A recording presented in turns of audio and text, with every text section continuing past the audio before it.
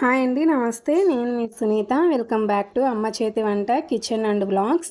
ఈరోజు వీడియో వచ్చేసి మిల్లెట్స్ తోటి మంచి రెసిపీ అనేది చేసి చూపిస్తున్నానండి. మిల్లెట్స్లో ఒకటి అయిన ఊదలతోటి అన్నం ఎలా వండుకోవాలనేది చూపిస్తున్నాను అనమాట. చాలామందికి కూడా బీపీ, షుగర్, థైరాయిడ్, ఇలాగే క్యాన్సర్ సమస్యలు, అలాగే మలబద్ధకము, ఇంకా కడుపుతో ఉన్న వాళ్ళకి కానీ బాలింతలకి కానీ మంచి హెల్తీ ఫుడ్ కావాలి అంటే ఊదలతోటి ఇలా ఓసారి ట్రై చేసి చూడండి.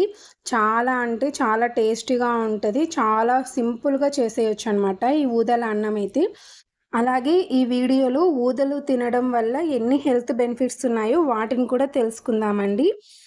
ఇక లేట్ చేయకుండా ఈ ఊదల అన్నాన్ని ఎలా చేసేసుకోవాలనేది ఇప్పుడు వీడియోలోకి వెళ్ళిపోయి చూద్దాము.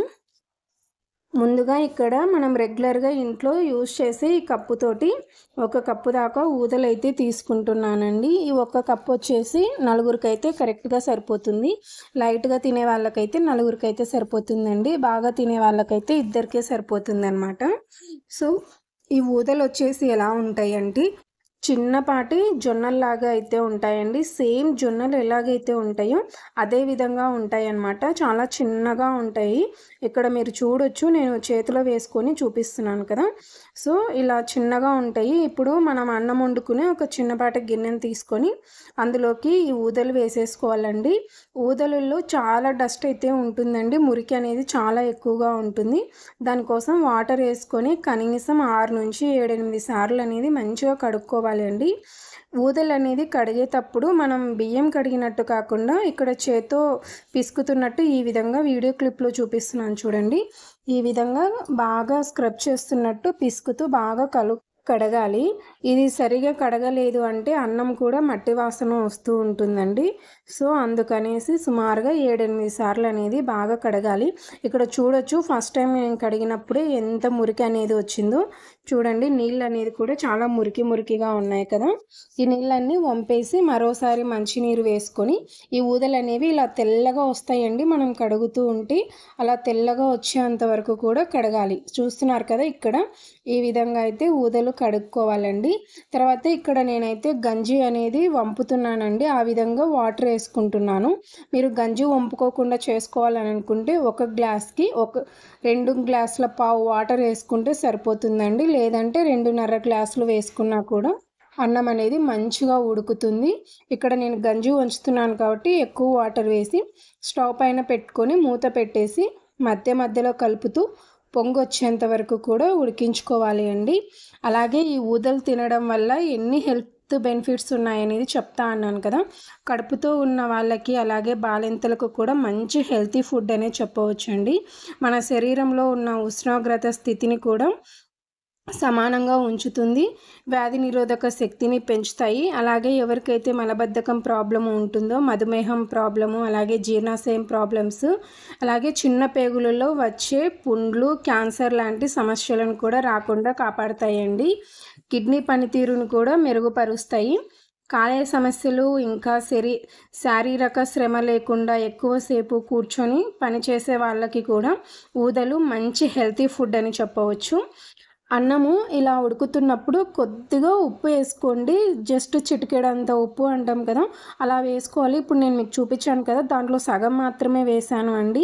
ఎవరైతే బరువు తగ్గాలి అనుకుంటున్నారో, బీపీ, షుగర్ ఇలాంటివి కంట్రోల్లో ఉండాలి అని అనుకుంటున్నారో వాళ్ళు అస్సలు ఉప్పు వేసుకోవద్దండి. నేను మీకు చెప్పడం కోసం ఆ కొద్దిగా ఉప్పు వేసి చూపించాను అనమాట. అన్నం అనేది ఉడకడానికి చాలా టైం అయితే పడుతుందండి. ఇవి 1 గింజ ఉడికితే 1 గింజ ఉడకదనమాట. మొత్తం అన్ని గింజలు ఉడకైతే ఎలా ఉంటుందంటే ఒక మల్లె పువ్వు విచ్చుకుంటే ఎలా ఉంటుందో అలా ఉంటుందన్నమాట. ఊదల అన్నం అయితే చాలా చక్కగా ఉంటుంది. అసలు మీకు ప్రతి గింజ ఉడకడం ఎలా తెలుస్తుంది అంటే ప్రతిదీ కూడా బాగా పువ్వులాగా విచ్చుకుంటుంది అనమాట. ఇక్కడ చూస్తున్నారు కదా, అన్నీ కూడా చక్కగా ఉడుకుతున్నాయి. ఆ విధంగా ఉడికించుకోవాలి అండి. అలాగే ఈ ఊదలులో 100 గ్రామ్స్ ఊదలులో 6.5 గ్రామ్స్ ప్రోటీన్ ఉంటుంది. అలాగే 2.2 గ్రామ్స్ ఫ్యాట్ ఉంటుంది. 4.4 grams minerals, 9.8 grams fibre, 65.5 grams carbs, 18.6 grams iron, 11 milligrams calcium ఉంటుంది. అలాగే బ్లడ్లో ఉండే షుగర్ లెవెల్స్ అనేది పెరగకుండా చేస్తాయండి. అన్నం అనేది ఇలా చక్కగా మొత్తం పువ్వులాగా విచ్చుకుంటుంది కదా. అన్నం అంతా కూడా అలా ఉడికిన తర్వాత నేను ఇక్కడ గంజి వంపుతున్నానని చెప్పాను కదా. మన ఇంట్లో ఇలాంటి గంజి వంపే క్లాత్ ఉంటే అన్నం అంతా కూడా ఉడికిన తర్వాత వంపేసుకోవాలి అండి.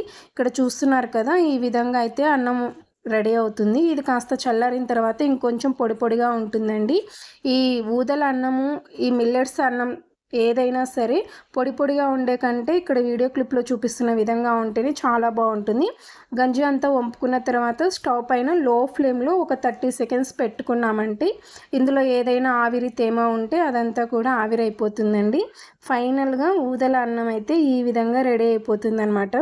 చాలా చక్కగా ఉంటుందండి. నాన్ వెజ్లోకి అయితే ఇంకా బెస్ట్ కాంబినేషన్ అని చెప్పొచ్చు. సూపర్ టేస్ట్ అయితే ఉంటుంది. ఇంకా పప్పులోకి, పప్పు చారులోకి అయితే అసలు చెప్పనే అవసరం లేదు. నేను ఇప్పుడు మీకు చూపించిన కప్పుతోటి వండిన అన్నం సరిపోక మళ్ళీ సపరేట్గా వండాను. ఎందుకంటే ఈ అన్నం మొత్తం మా పిల్లలు ఇద్దరే తినేసారనమాట. కొద్దిపాటి అన్నం ఉండేది. సో రెండోసారి కూడా వండాను. అంత బాగుంటుంది, టేస్ట్ కూడా బాగుంటుంది. ముఖ్యంగా పప్పు చారు పప్పులోకి అయితే సూపర్గా ఉంటుందండి. మీరు కూడా ఈసారి మీ ఇంట్లో ట్రై చేయండి. ట్రై చేశాక మీకు ఎలా కుదిరిందనేది మీ ఫీడ్బ్యాక్ని కామెంట్ సెక్షన్లో నాతో షేర్ చేసుకోవడం అస్సలు మర్చిపోకండి. అలాగే వీడియో నచ్చితే ప్లీజ్ లైక్ చేయండి. మీ ఫ్రెండ్స్ అండ్ రిలేటివ్స్కి షేర్ చేయండి. మరిన్ని tasty and simple quick recipes కోసం మన ఛానల్ని సబ్స్క్రైబ్ చేసుకోండి. Thanks for watching. Thank you all.